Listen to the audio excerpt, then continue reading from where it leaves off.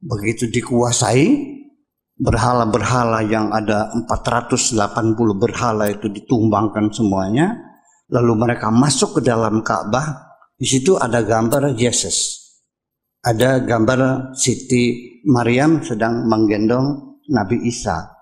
Begitu mereka akan menghapus gambar Isa dengan Siti Maryam itu, kata Nabi mengatakan, gambar ini biarkan saja, jangan dihapus. Ini ada di kitab Akhbar Makkah lil Wahidi. Kenapa gambar Nabi Isa tidak boleh dihapus, berhala boleh ditumbangkan? Orang yang dianggap pintar dalam beragama, dia mengatakan bahwa di dalam Ka'bah itu ada gambar Nabi Isa dan ibunya, di mana ketika itu Rasulullah SAW melarang sahabat Rasulullah untuk menghapus gambar itu. Benarkah demikian?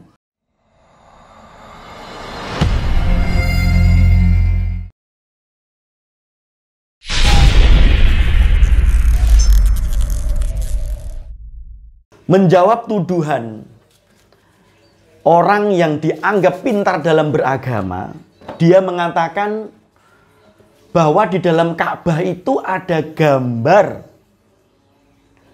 Nabi Isa dan ibunya, di mana ketika itu Rasulullah SAW melarang sahabat Rasulullah untuk menghapus gambar itu.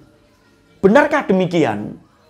Maka kali ini saya ingin menyampaikan kepada kaum muslimin bahwa ini adalah isu murahan yang selalu dilontarkan oleh orientalis untuk melemahkan kaum muslimin agar umat Islam ragu dengan keimanannya. Ka'bah itu sekarang sudah bersih dari berhala-berhala dan gambar-gambar yang tidak berguna. Apalagi di zaman Abdullah bin Zubair itu sudah dibongkari semua. Maka tidak benar kalau sampai sekarang di dalam Ka'bah itu masih ada gambarnya. Lah kenapa orang yang pintar itu sampai mempunyai sebuah analisa seperti itu? Oke, sekarang saya akan terangkan kepada kaum muslimin agar tidak salah paham. Kalau kita membuka kitab-kitab seperti di dalam kitab Fathul Bari yang dikarang oleh Imam Ibnu Hajar Asqalani, Syiarul Al-Nubala, Imam Az-Zahabi, dan kitab Akhbarul Makkah, Imam Az-Zarqi, memang di sana ada kisah di mana ketika Fathul Makkah, Rasulullah Shallallahu Alaihi Wasallam menyuruh salah seorang sahabat untuk membersihkan di dalam Ka'bah. Di dalam Ka'bah itu ada banyak gambarnya. Bahkan dalam beberapa ulama menerangkan aneka gambar Nabi itu ada di situ. Loh kok bisa? Ya bisa. Karena Ka'bah itu memang tempat bertemunya seluruh keyakinan-keyakinan di situ. Orang yang datang ke Ka'bah untuk ziarah, dia memasang berhalanya, memasang gambarnya, memasang aneka yang diyakininya saat itu. Tetapi setelah Rasulullah Shallallahu Alaihi Wasallam dengan izin Allah diberikan kemenangan untuk menaklukkan Makkah, setelah itu seluruh berhala dihabiskan dan gambar-gambar pun dibersihkan. Bukan hanya itu saja, orang-orang yang ada di Makkah pun semuanya masuk ke dalam Islam secara garis besar. Jadi kemusyrikan betul-betul musnah. Hari ini ada tokoh yang dianggap pintar dalam agama mengeluarkan subhat itu, membuat kaum muslimin ragu. Maka saya jawab bahwasannya Islam adalah agama yang benar.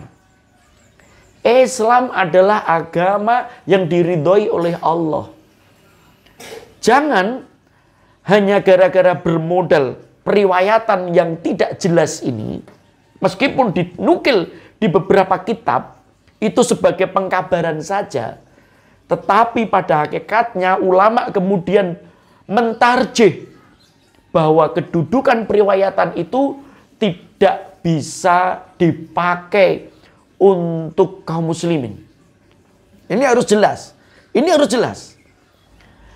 Terlebih sekarang sudah tidak ada gambar itu.